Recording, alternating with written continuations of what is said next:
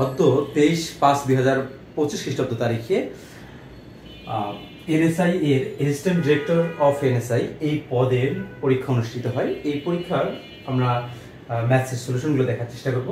এখানে আমি যে ম্যাথটি নিয়েছি, এখানে বলা হচ্ছে একটি ক্লাসের এন সংখ্যক ছাত্রের 50% বাংলা বিষয়ে পাশ করেছে। এটা হচ্ছে একটা ক্লাসের কথা বলানো হচ্ছে, এবং অন্য একটি ক্লাসের 100 জন ছাত্রের 60% বাংলা বিষয়ে পাশ করেছে। দুই ক্লাসের মোট 55% ছাত্র বাংলা বিষয়ে পাশ করেছে। যদি পাশ করে তাহলে ওই দুই ক্লাসের মোট ছাত্র সংখ্যা কত, এখানে আমাদের অপশনগুলো দেওয়া আছে। দেখুন, আমাদের এই ম্যাথটি করার জন্য আসলে যে কোনো ভাবে আপনাকে এই এমসিকিউ এর অ্যানসারটা বের করতে হবে। কিছু প্রসেস আছে, আমি জাস্ট দেখাচ্ছি আপনাদেরকে। ধরুন এখানে হচ্ছে একটা ক্লাস, এখানে বলে দেওয়া আছে এন সংখ্যক ছাত্রের মধ্যে 50% বাংলা বিষয়ে পাশ করেছে। এর টোটাল স্টুডেন্ট হচ্ছে এন সংখ্যক, এর মধ্যে 50% বাংলা বিষয়ে পাশ করেছে। আবার অন্য একটি ক্লাসের কথা বলা হচ্ছে, অন্য একটি ক্লাসে স্পষ্ট করে বলে দেওয়া আছে যে 100 জন ছাত্রের মধ্যে 60% বাংলা বিষয়ে পাশ করেছে। তাহলে এইখানে এই ক্লাসে টোটাল স্টুডেন্ট কিন্তু 100 জন, তার মানে 60% বাংলায় পাশ করেছে, 60% বাংলায় পাশ করেছে। আচ্ছা, আপনি নরমাল ভাবে চিন্তা করুন যে 100 এর 60% কত? 60। তার মানে এইখানে আমরা এইটুকু শিওর যে 60 জন বাংলায় পাশ করেছে। এবারে বলেছে যে দুই ক্লাসের মোট 55% ছাত্র বাংলা বিষয়ে পাশ করেছে। এই পার্টটা এবং এই পার্টটা দুইটা যদি যোগ করেন আপনি, তাহলে টোটাল 55% স্টুডেন্ট বাংলায় পাশ করেছে।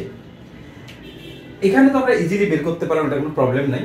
এখন কথা হচ্ছে এখানে এন সংখ্যক স্টুডেন্ট দেয়া আছে। এখানে যদি আমাদের এন এর মান থাকতো তাহলে কিন্তু এটা অঙ্ক হইতো না, ধাঁধা বা এই ধরনের কোনো কিছু হইতো না, সমস্যা হইতো না আর কি। সহজ কথা, সমস্যা হচ্ছে এই এন এর মানটা আপনাকে বের করতে হবে। এখন ধরে নিচ্ছি, আমি ধরার খাতিরে ধরে নিচ্ছি এর মানে হচ্ছে 100 জন, এর মানে হচ্ছে 100 জন। এই 100 জন ছাত্রের মধ্যে টোটাল 50% বাংলায় পাশ করেছে। 100 জনের মধ্যে 50% বাংলায় পাশ করা মানে কি? 50% বাংলায় পাশ করা মানে 50 জন বাংলায় পাশ করেছে। তার মানে এইখানে টোটাল 50 জন বাংলায় পাশ করে নিচ্ছে। আমি অঙ্কটা করার সুবিধার্থে এন এর মানে 100 ধরে নিয়েছি। তাহলে এই দুইটা মিলে 55% পাশ করেছে। তাহলে এই দুইটা যোগ করলে আমাদের কত হয়? 60 যোগ 50, তার মানে হচ্ছে 110 জন। এখন প্রশ্ন বলা হচ্ছে দুই ক্লাসের মোট ছাত্র সংখ্যা কত সেটা বের করতে হবে। এখন এইটা 100 হবে তখনই যদি এই যে 110 যে আছে, মোট স্টুডেন্ট কত হলো? এইখানে 100 জন আর এইখানে 100 জন, মোট স্টুডেন্ট কত হলো? 200 জন। তাহলে এই 200 এর এই 50% যদি 110 হয় তাহলে বুঝতে হবে যে আসলে এইখানে আসলে 100ই ছিল, এবং মোট স্টুডেন্ট সংখ্যা তখন কত হবে? 200। এই 100 যোগ এই 100 টোটাল হবে 200। তাহলে এখন আমাদের কাজ হচ্ছে এই 200 এর 55% কি 110 হয় কিনা সেটা। তাহলে 200 এর 55% বের করি।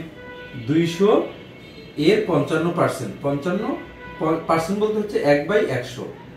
এই শূন্য এই শূন্য এই শূন্য এই শূন্য ক্যান্সেল, 55 দুগুণ 110, 110। তার মানে এই ম্যাথটা আমরা যেটা এটা ধরে নিয়েছি 100, এটা আসলে এটা ধরেই করতে হবে। এবং আমাদের টোটাল স্টুডেন্ট সংখ্যা এখানে 100 জন, এখানে 100 জন, টোটাল হচ্ছে 200 জন স্টুডেন্ট। অ্যানসার হচ্ছে এই যে মিস্টার গ।